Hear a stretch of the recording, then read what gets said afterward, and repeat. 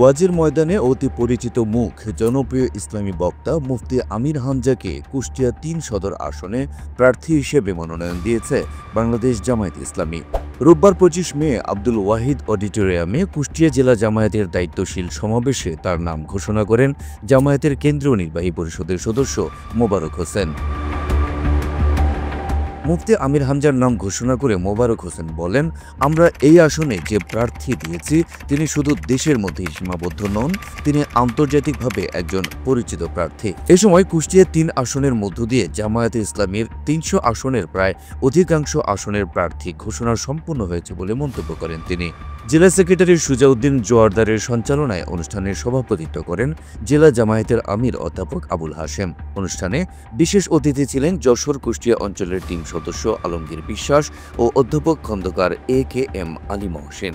এছাড়া সমাবেশে কুষ্টিয়া জেলা জামায়াতের নায়েবে আমির আব্দুল গফুর, কেন্দ্রীয় শুরার সদস্য অধ্যাপক ফরহাদ হোসাইন, কুষ্টিয়া শহর আমির এনামুল হক, ছাত্র শিবিরের শহর শাখার সভাপতি সেলিম রেজা সহ জেলা জামায়াতের অসংখ্য নেতাকর্মী উপস্থিত ছিলেন। প্রসঙ্গত, শেখ হাসিনার আমলে যে কজন ধর্মীয় বক্তাকে হামলা মামলা দিয়ে নির্যাতন করা হয়েছিল তাদের মধ্যে মুফতি আমির হামজা অন্যতম। ২০২১ সালে ধর্মীয় উগ্রতা ছড়ানোর অভিযোগ এনে তাকে গ্রেপ্তার করে ৩ বছরেরও বেশি সময় জেল খাটানো হয়।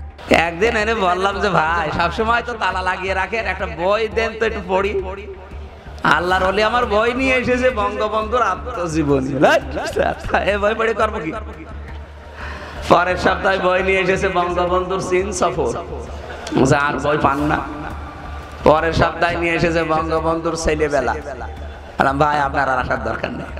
মুফতি আমির হামজা ১৯৯২ সালের ২৮ অক্টোবর কুষ্টিয়া জেলার সদর উপজেলার পাটিকাবাড়ি ইউনিয়নের ২ নম্বর ওয়ার্ডের ডাবিরা ভিটা গ্রামে জন্মগ্রহণ করেন। শৈশবে তিনি কোরআনের হিফজ সম্পন্ন করেন এবং পরে কুষ্টিয়ার একটি কওমি মাদ্রাসা থেকে ইফতার সম্পন্ন করে মুফতি উপাধি লাভ করেন।